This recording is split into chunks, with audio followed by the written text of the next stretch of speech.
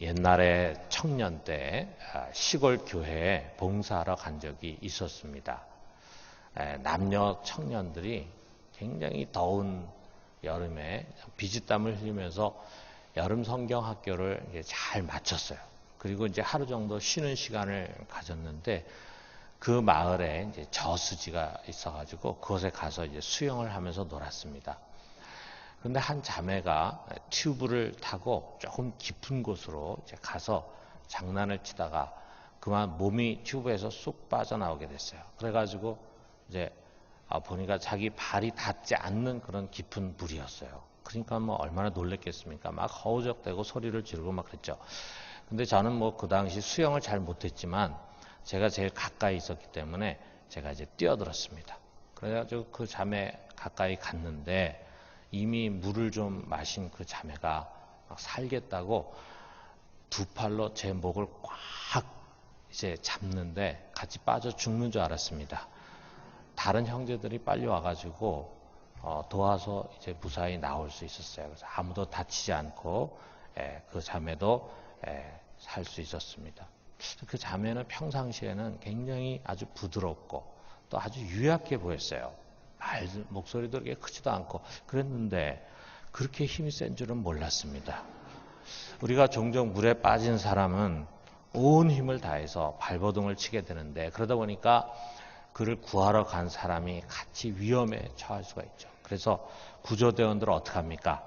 아예 이런 사람에게 혼절을 시켜가지고 힘을 다 빼는 거예요.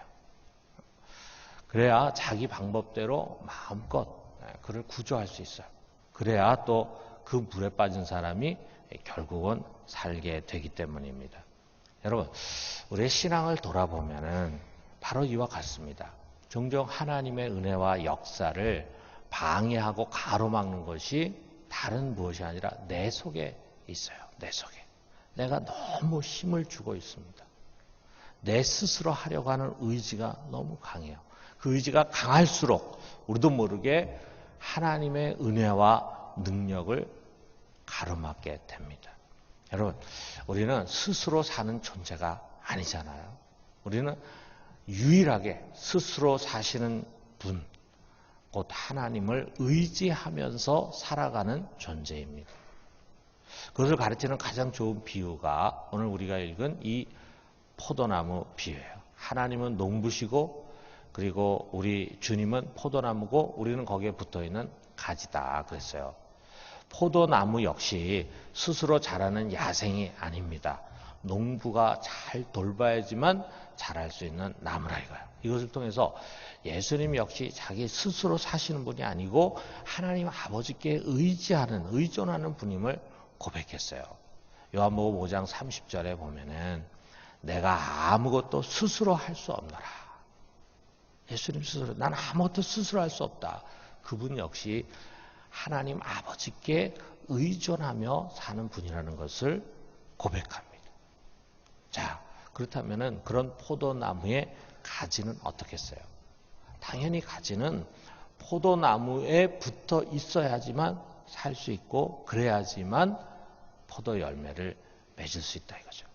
여러분, 우리가 한번 상상해 볼 때 그 가지가 하는 일이 무엇이겠습니까? 가지가 하는 일은 아무것도 없습니다. 할 수 있는 것도 아무것도 없습니다. 모든 것은 다 나무가 하는 거예요.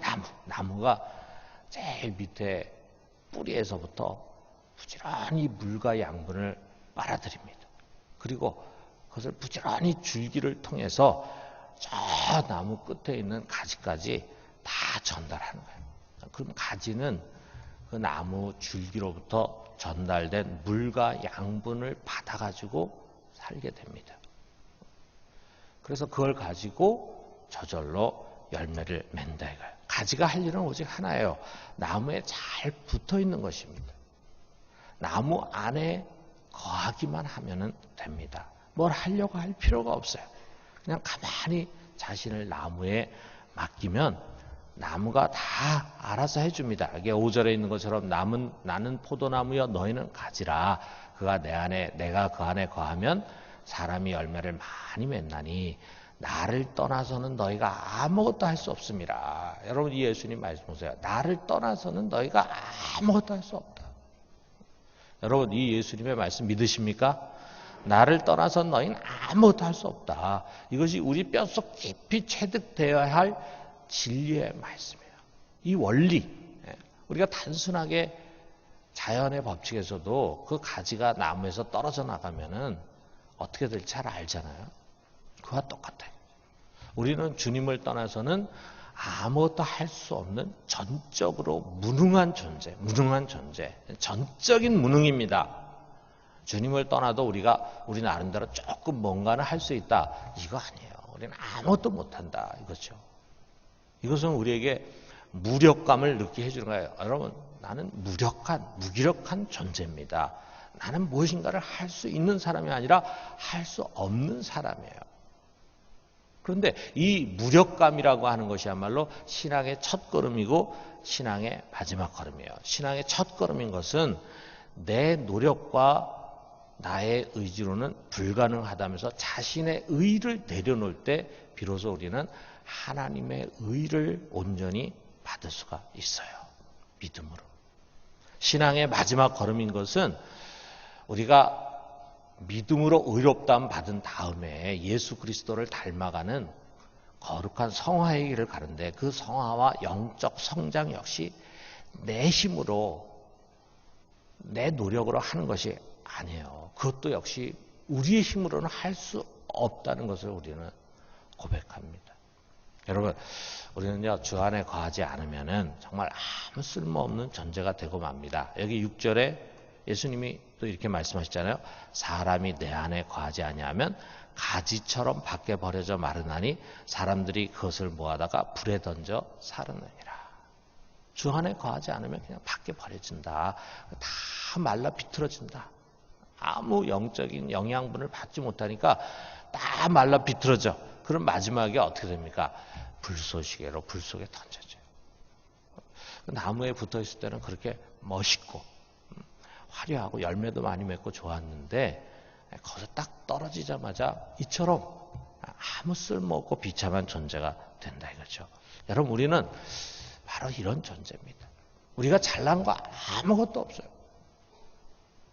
우리를 이렇게 잘나게 만드시는 분은 오직 하나님 아버지 예수 그리스도예요.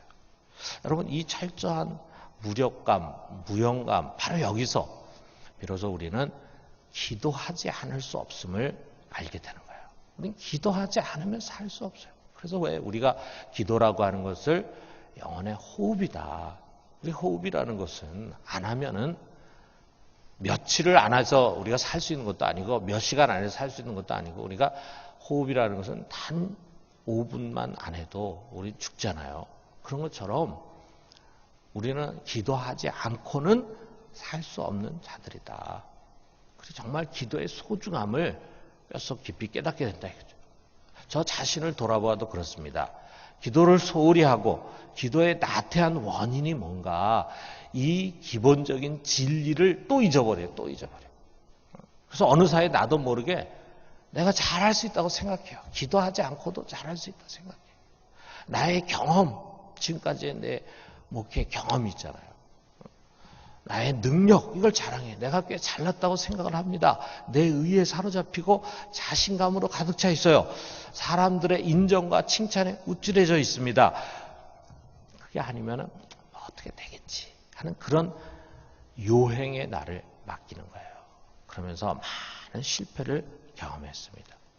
열매 없는 실패. 뭐가 되는 것 같은데 사실은 되는 것이 없어요. 겉은 번질한데 사실 그 내면 아무 실속이 없어요. 사람들이 볼 때는 그럴듯해 보이는데 사실은 하나님 보실 때는 아무 열매 없는 그런 삶을 살아가고 있는 거예요. 마치 잎은 무성하지만 그러나 열매가 없는 무화과나무처럼 살아가는 것입니다. 그 실패의 원인은 다른 무엇이 아니에요. 내 힘과 지혜를 의지하면서 태평했어요. 그러다 보니까 기도하지 않았습니다. 기도를 소홀히 했습니다. 기도의 모양은 분명히 있는데 진실성도 진실함도 간절함도 잃어버렸어요. 스스로 하려는 자만심으로 가득 차 있었던 거예요. 그리고 바로 그럴 때 내가 아직 스스로 잘할 수 있다고 생각할 때, 강하다고 생각할 때 하나님은 움직이지 않습니다. 그럼 우리는 아무 열매를 맺을 수가 없는 거예요. 여러분, 우리는 다시 시작합시다. 여러분, 우리는 주님을 떠나서는요, 정말 아무것도 할 수 없는 존재가 바로 나다. 내 힘으로 이룰 수 있는 것은 아무것도 없다.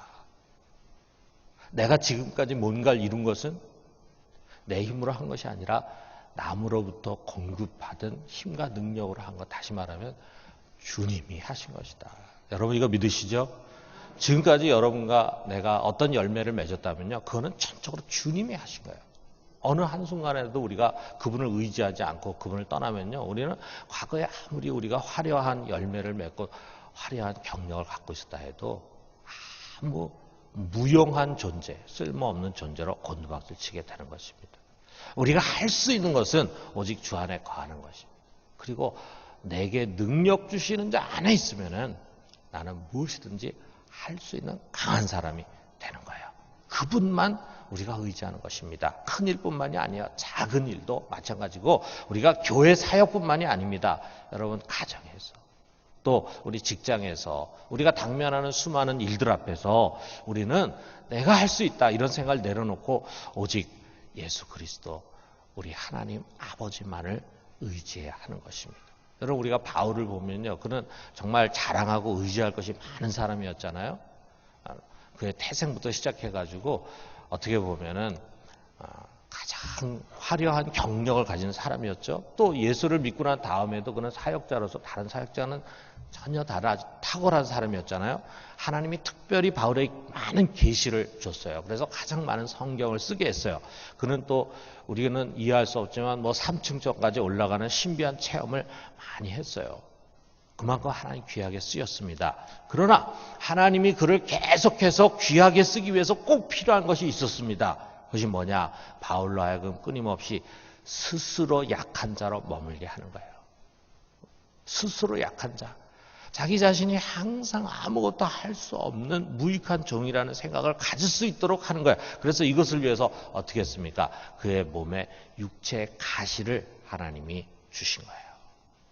그것이 뭔지 모르지만 어떤 극심한 질병이나 고통일 수도 있겠죠. 이 가시를 빼달라고 바울이 그렇게 간구했지만 주님께서 이렇게 응답했습니다. 고린도후서 12장 9절에 보니까 내 은혜가 내게 족하다. 이는 내 능력이 약한 데서 온전해짐이라.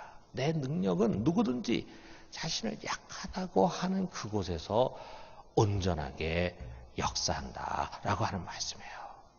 자신이 부족하고 연약하고 무기력한 존재임을 철저히 깨닫는 그곳에서 비로소 하나님은 역사하시고 그의 능력으로 일하십니다. 그리고 거기엔 반드시 열매가 맺습니다. 여러분, 이것이 진정한 기도입니다.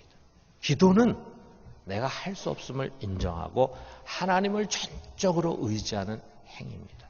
그럴 때 하나님의 역사가 우리 속에 온전히 일어난다 이거죠. 뉴욕에 아주 유명한 설교자가 있었는데 심슨 박사라고 하는 설교자가 있었어요. 근데 그는 항상 병을 달고 다니는 사람이었습니다. 2개의 신경 파열에다가 심장이 나빠서 의사는 38살밖에 안 된 그에게 당신은 2년을 살기 어려울 것이다 이렇게 진단했어요. 그러면 40세 이전에 죽는다는 얘기죠. 설교하기도 고통스럽고 조금만 경사진 곳으로 올라가도 숨이 차서 숨이 막히는 고통을 느낄 정도로 아주 약한 사람이었습니다. 얼마나 절망이 됐겠어요. 2년밖에 살 수 없다. 그런 진단을 받았다 이거죠. 실망과 좌절에 빠졌던 심프스는 어느 날 성경을 읽는 가운데 그 성경 속에서 병고침이 예수님의 아주 중요한 사역이라고 하는 것을 확신하게 됐어요. 아, 예수님은 많은 병을 고치셨구나.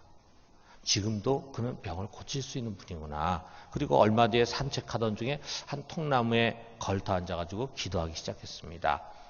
자신의 완전한 무력감을 하나님께 아뢰습니다. 그리고 거기에다가 하나님이 언젠가 건강하게 해주실 것이라는 믿음을 덧붙였어요. 자신의 무능함에 대한 고백과 아울러 하나님의 능력에 대한 신뢰를 고백한 것입니다. 그 숲에서 기도하면서 그는 그의 모든 체질 가운데 하나님이 임재하는 것을 느꼈어요. 하나님이 그의 몸을 만지고 있는 것입니다. 그리고 며칠 뒤에 심플슨이요 1000m 산을 올라갔습니다. 1000m. 황령산보다 훨씬 높은 산이겠죠. 1000m 되는 산을 올라갔어요. 그리고 거기서 이렇게 얘기했어요. 내가 산 꼭대기에 올라갔을 때 연약함과 두려움의 세계는 내 발밑에 있었습니다. 그 후로 심장도 치유되고 왕성하게 사역을 했어요. 의사는 그가 40세까지 살지 못할 것이다 이렇게 진단했는데 그는 76세까지 건강하게 살다가 주님의 부르심을 받게 됐습니다. 그럼 주님이 말씀하셨어요. 7절에 보니까 너희가 내 안에 거하고 내 말이 너희 안에 거하면 무엇이든지 원하는 대로 구하라. 그리하면 이루리라. 여러분, 오늘 우리는 우리의 무력함을 고백합시다. 우리가 교회에서 맡은 사역도 내 힘으로 할 수 없습니다. 여러분, 우리 가정에서도 직장에서도 우리 이렇게 고백해야 돼요. 주님, 저는 할 수 없습니다. 제가 고칠 수 없습니다. 제 힘으로 아이들을 키울 수 없습니다. 정말 저는 아무것도 할 수 없는 연약한 자입니다. 그러나 주님은 하실 수 있습니다. 주님만이 하실 수 있습니다. 주님 도와주시옵소서. 그러므로 우리가 진정으로 두 손을 모으고 마음의 무릎을 꿇고 우리 함께 주님 앞으로 나아갑시다. 주님, 주님만이 나의 힘이시며 나의 구원이십니다. 오늘 우리가 이 진실한 기도를 드리면서 연약함 속에서 오히려 강하게 역사하시는 우리 주님을 체험할 수 있게 되기를 주님의 이름으로 축원합니다.